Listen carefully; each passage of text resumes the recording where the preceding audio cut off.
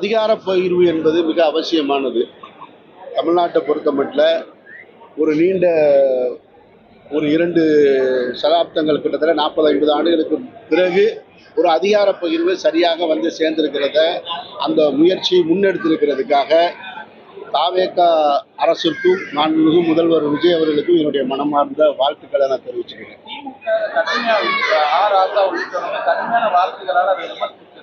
இந்த ஆட்சியில பங்கேற்று அதை எப்படி சார் எடுத்துக்க வேண்டியது இருக்கு? அதை ஒரு கீழ்த்தரமா ஒரு பெண்ணை அடிப்படையா வைத்து அவருடைய பதிவிட்டாங்க. இதுல 2 இருக்கு. திராவிட முன்னேற்ற கழக தலைவருடைய அறிக்கையை நம்ம பார்க்கணும். முன்னாள் முதல்வர் மு.க. ஸ்டாலினுடைய அறிக்கையை பார்க்கணும். அவர் ஒரு வேண்டுகோள் விடுத்திருக்காரு. அவர் இந்த ஆட்சி அமைஞ்ச உடனே சொன்னாரு, 6 மாத காலம் நம்ம பொறுமையாக இருப்போம், எந்த விமர்சனங்களையும் எடுத்து வைக்க வேணாம், அவங்களுக்கான ஹனிமூன் பீரியடை கொடுக்கணும்னு சொல்லிட்டு, அதற்குள்ள செய்தி தொடர்பாளர்கள் அண்ணன் ராசா போன்றவர்கள் இந்த பதிவுகளை போடுவது வந்து ஏற்புடையதில்லை. அவர் இன்னைக்கும் ஒரு அறிக்கை கொடுத்திருக்காரு. திமுக தலைவர் அவர்கள், இதெல்லாம் நீங்க தவிர்த்துருங்க, கடும் சொற்களை பயன்படுத்தாதீங்க, அநாகரிகமான விமர்சனங்களை பயன்படுத்தாதீங்கன்னு. அண்ணன் ராசாவுடைய பதிவை நானும் பார்த்தேன். நான் தமிழ்நாட்டில் சமூக நீதி கருத்துக்களை அதிக அளவில் கொண்டு போய் சேர்க்கறதுல மிக முக்கிய பங்கு வகித்தவர் அண்ணன் ராசா அவர்கள். அவர்கிட்ட இருந்து இப்படி ஒரு பதிவு வரும்போது எனக்கே கொஞ்சம் அதிர்ச்சியாக தான் இருந்தது. ஆனாலும் இந்த எதிர்ப்புகளை பார்த்த உடனே அதை எடுத்துட்டார், டெலிட் பண்ணிட்டாரு. அதையும் நம்ம வரவேற்கணும். அதிமுக 25 எம்எல்ஏ ஆதரவு கொடுத்தாலும் விஜய் வந்து அந்த மதச்சார்பற்ற கட்சிகள் திமுக இருந்தவங்க தான் எதிர்ப்பு பண்ணியிருக்காங்க. இந்த விஷயத்தை எப்படி பார்க்கலாம்? அவர் ஒருவேளை அந்த கொள்கையில உறுதியா இருக்காருன்னு எடுத்துக்கலாம். அப்படி நம்ம எல்லாத்துக்கும் இப்பவே தீர்வு சொல்லிட முடியாது. எல்லா விஷயங்களுக்கும் அவருடைய ஒவ்வொரு அசைவுகளுக்குமான பின் அரசியல் இருக்கலாம். அதை நம்ம இப்பவே சொல்லிட்டு இதுக்காக செஞ்சாரு அதுக்காக செஞ்சாருன்னு சொல்லிட்டோம்னா அப்புறம் பின்னாடி நம்ம அதை உற்று கவனிக்கிறது தான் சரியானதாக இருக்கும். ஒரு அரசுன்னா இந்த அரசு இல்லை, எந்த அரசாக இருந்தாலுமே சொல்வதற்கு 4 குறைகள் இருக்கத்தான் செய்யும். 4 குறை இல்லாத அரசு உலகத்தில் எங்கேயுமே கிடையாது. அப்படி இருக்கும்போது புதிதாக ஒரு அரசு ஏற்றிருக்காங்க. அது இன்னும் இப்போதான் அமைச்சரவே இன்னைக்கு தான் நேற்றா ஃபார்ம் பண்ணி முடிச்சிருக்காங்க. இனிமே தான் அவங்க பணிகளையே தொடரணும். அதுக்கு முன்னே நிறைய செய்திகள் வருது, நம்ம பார்த்துட்டு தான் இருக்கோம். ஆனாலும் கேட்பதற்கு நிறைய கேள்விகள் இருந்தாலும் இப்போ நம்ம உடனே விமர்சனத்தை வைக்க வேண்டியது அவசியமற்றதுன்னு நான் நினைக்கிறேன். சினிமா துறைக்கு ராஜ்பவன் அமைச்சர் அது ஏற்புடைய கருத்து அல்ல. அப்படிலாம் ஒருத்தர் வந்து அந்த துறை சார்ந்து தெரிஞ்சவர் தான் வரணும் அப்படின்னு சொன்னா, இப்போ அதே விஷால் அவர்களே நடிகர் சங்கத்துக்கு தலைவராக இருந்தாரு, அதே விஷால் அவர்களே தயாரிப்பாளர் சங்கத்துக்கு தலைவராகவும் இருந்தாரு. அதனால அப்படி நம்ம சொல்ல வேண்டியதில்லை. முன்னாடி இருந்தவங்கெல்லாம் இப்போ திரைத்துறை சார்ந்தவங்களாம் இருந்தாங்க அப்படின்ற ஒரு கேள்வி இருக்கு. இதற்கு முன்னால் இருந்ததெல்லாம் செய்தி தொடர்பு துறைக்கு யார் இருந்தாங்க, சினிமாவில் இருந்தால் போனாங்க. அது கொஞ்சம் அவசரப்பட்டு வந்த கருத்தாக தான் நான் பார்க்குறேன். அமைச்சர்கள் நியமனத்தெல்லாம் எப்படி சார் பார்க்குறீங்க? குறிப்பா ரமேஷ் அறநிலையத்துறை அமைச்சர் ஒரு பிராமணரா நீங்க தான் உங்க தொலைக்காட்சிகள் தான் நீங்க தான் வந்து 7 பட்டியல் அமைச்சர் இருக்காங்கன்னு சொல்லி முன்னிலைப்படுத்துறீங்க, வரவேற்கத்தக்கது. அது கேட்பதற்கே மிக சந்தோஷமா இருக்கு. அதே நேரத்தில் 40 ஆண்டுகளுக்கு பின்னால 2 பிராமண அமைச்சர்கள் வந்திருக்காங்கன்ற செய்தியை சேர்த்து சொல்ல ஒரு சின்ன தயக்கம் இருந்துகிட்டே இருக்கு. ஏன்னு தெரியல. என்னை பொறுத்த மட்டும் விகிதாச்சார அடிப்படை எல்லாருக்குமே பிரதிநிதித்துவம் வேணும், அதிகார பகிர்வு எல்லாருக்குமே வேணும். 2% அடிப்படையில் குறைவாக இருக்கக்கூடியவங்களுக்கு 2 அமைச்சர் கொடுத்துருக்காங்க. 13% மேலே இருக்க இஸ்லாமியர்களுக்கு ஒரே ஒரு அமைச்சர் தான் கொடுத்துருக்காங்க. யார் கேட்குறது? அவங்க தான் அதை முடிவு பண்ணணும். இப்போ எல்லா கேள்விகளையும் இப்பயே நம்ம வச்சிட முடியாது. அதுக்கு ஒரு காரணம் இருந்திருக்கலாம். ஏன் ஒன்று கொடுத்தாங்க அப்படின்றதுக்கு ஒருவேளை கூட்டணி கட்சிக்கு ஒன்று கொடுத்ததான்னு என்னை பொறுத்த மட்டும் அதுக்கும் கூடுதலாக இருந்திருக்கணுன்றது என்னுடைய கருத்து.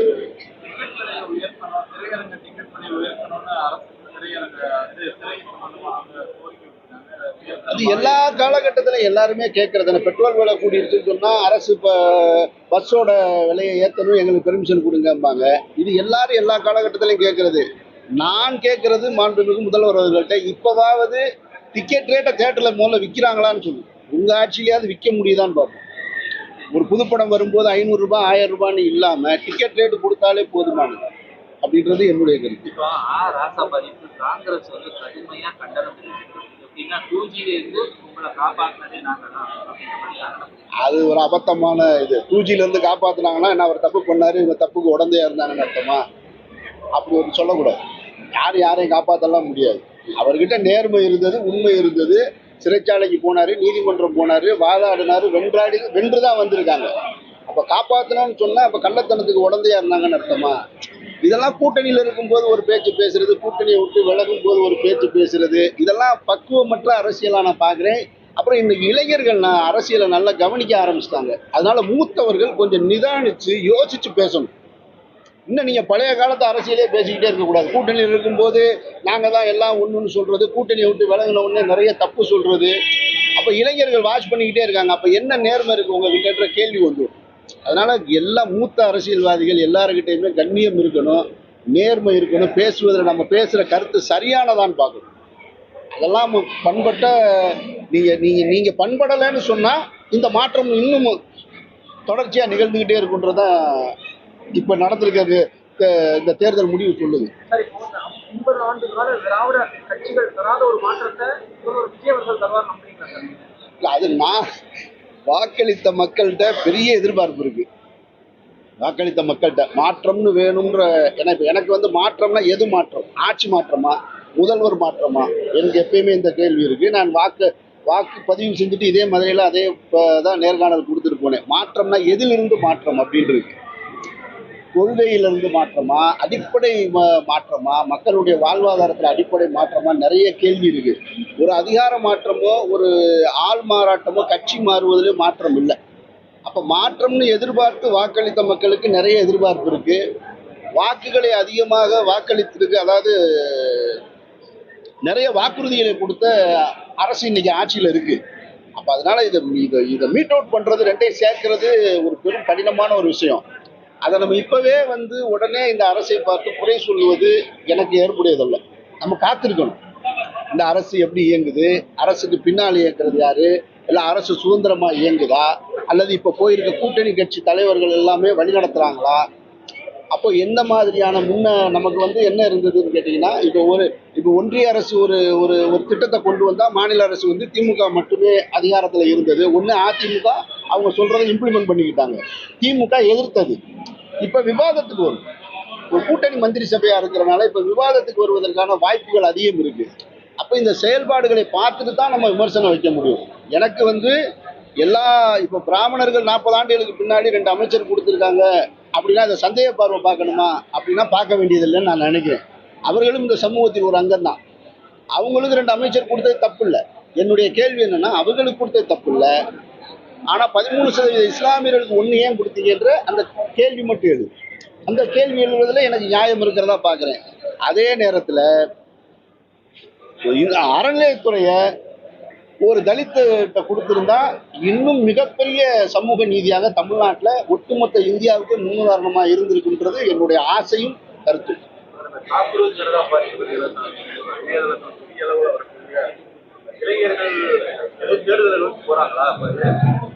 சார், நீங்க தொடர்ச்சியா 10 ஆண்டுகள் ஒரு ஆட்சியை பார்த்துட்டீங்க, அல்லது தொடர்ச்சியாக 15 ஆண்டுகளுக்கு மேல ஒரு பார்த்துட்டீங்கன்னு சொன்னாலே நெக்ஸ்ட் ஜெனரேஷன் வந்துட்டாங்கன்னு அர்த்தம். அப்ப புதிய தலைமுறை வரும்போது ஒரு மாற்றத்தை விரும்புவாங்க. அப்ப அந்த மாற்றத்தை ஏற்படுத்துறத இணையதளம் இன்னைக்கு வந்து ஒரு காலகட்டத்தில் பொழுதுபோக்கு பயன்படுத்துறதா இருந்துச்சு. சமீப காலமாக அரசியலுக்கு அதிகமாக இணையதளங்கள், ரீல்ஸ் எல்லாமே பயன்படுத்தப்படுது. அப்படிங்கும்போது இது வரத்தான் செய்யும். ஆனா அவங்க கேட்கறதுல நியாயம் இருக்கான்னு தான் நம்ம பார்க்கணும். இது சரியானதா, இந்த கேள்வி நியாயமானதா அப்படின்னு தான் பார்க்கணும். எந்த இளைஞர்களுடைய தன்னெழுச்சியையும் யாரும் தடுத்துட முடியாது. அதை வந்து நீங்க ஆணையே போட்டுற முடியாது. அப்ப நம்ம சரி செஞ்சுக்க வேண்டியிருக்கு. நாம ரொம்ப சரியா இருந்திருப்போம். இப்ப நம்ம அப்பாவே இருப்பாரு, ஒரு பெரிய ஸ்கூல் வாத்தியாரா இருந்திருப்பாரு, அவர் பல பேருக்கு பாடம் எடுத்தவரா இருப்பார், அவரே வாத்தியாரா இருந்திருப்பாரு. ஆனா இன்னைக்கு மாணவன் வந்து வேற ஒரு இடத்துல போய் படிச்சுட்டு வேற ஒண்ணு வந்து அப்பாவுக்கு சொல்லி கொடுப்பான்.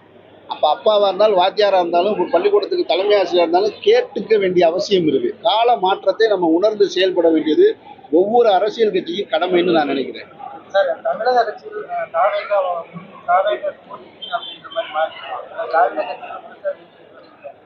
அப்படி நான் பார்க்கல. தாவேகாவும் ஒரு திராவிட கட்சி தான்.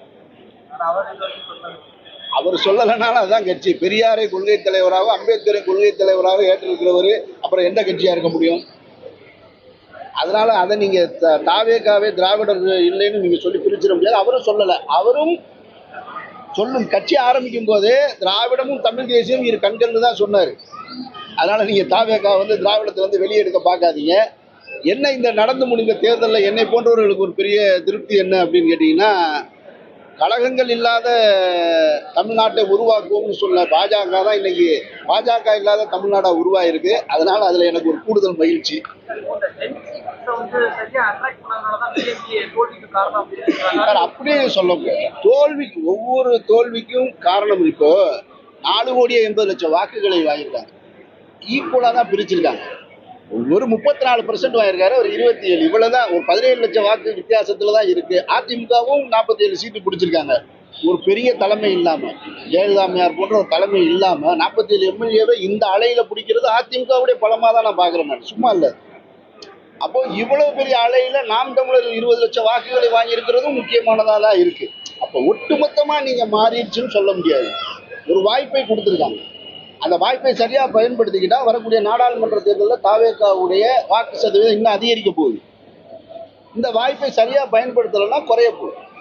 இவ்வளவுதான். இதுல ஜென்சி அது இதுலாம் கிடையாது. எல்லா காலகட்டத்திலையும் இளைஞர்கள் அரசியலை பார்த்துக்கிட்டே இருந்தாங்க. அப்ப சொல்லுவதற்கு பேசுவதற்கு இடம் இல்லை. இப்ப கையில போன் இருக்கு, அதனால பேசுறான்.